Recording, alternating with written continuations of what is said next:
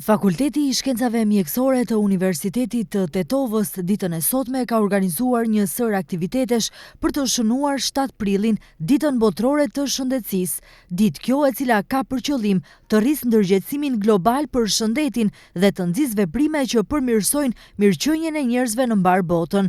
Gjatë ditës, studentët e këtij fakulteti kanë bërë matjen e shenjave vitale për qytetarët, kanë shpërndar broshura informuese dhe gjithashtu u organizua edhe një panel diskutimi me moton "Fillime të shëndosha e ardhme shpresdhënëse". Dekani i Fakultetit të Mjekësisë Nevzat Elezi deklaron se me anë të këtyre aktiviteteve mundohen të sensibilizojnë qytetarët dhe studentët për rëndësinë e shëndetit. Elezi gjithashtu theksoi se fatkeqësisht numri i kuadrove mjekësore nga viti në vit shkon në rënje në këtë fakultet. Kemi organizuar ditën e shëndetësisë, të rikujtojmë se çfarë do të thotë kjo ditë dhe mos e lënë në arrest parasysh se në vitin 48 Organizata Botërore e Shëndetësisë e solli këtë vendim që të shpallë ditën e shëndetësisë, domethënë 7 prillit, dhe ne si fakultet shohim të rrugës që të organizojna. Gjithnjë shkon edhe duke u zvogëluar numri i kuadrit profesional në të gjitha drejtimet, domethënë në të gjitha aspektet, nivelet, qofshin ato të mjekëve, qofshin ato të personelit ndihmës mjekësor, por edhe ato teknik. Ajo që është më interesant, domethënë numri është i zvogëluar të personelit teknik se sa të profesionalëve,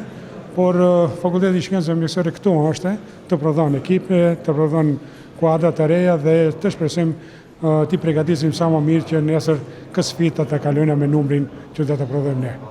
Pediatri Sani Bajrami, i cili ishte pjesë e këtij paneli, thekson se sfida kryesore e këtij shekulli mbetet rënja e numrit të porsalindurve dhe përkujdesi për të njëjtit. Sfidat janë të shumta, si gjithmonë shëndetësia është ballafaquar me sfida, me probleme, por do të theksoja se sfida kryesore e këtij shekulli ose kësaj epoke është sfida e rënjes së numrit të porsalindurve, respektivisht të foshnjave, dhe pa diskutim rritja e kujdesit ose e përkujdesis shëndetësore për këta të porsalindur që janë aktualisht. Tema e këtij viti do të nisë një fushat 1 vjeçare të fokusuar në shëndetin e nënave dhe të porsalindurve. Kjo iniciativë do të inkurajojë qeveritë dhe sektorin e kujdesit shëndetësor të intensifikojnë veprimet e tyre për të eliminuar vdekjet parandaluese të nënave dhe të porsalindurve, si dhe të fokusohet në shëndetin dhe mirëqenien afatgjate të grave. Sipas OBSH-s, në botë afro 300.000 gra humbasin jetën çdo vit për shkak të shtatzanisë ose lindjes së fëmijëve, ndërsa mbi 2 milion foshnja vdesin në muajin e parë të jetës dhe rreth 2 milion të tjerë lindin të vdekur.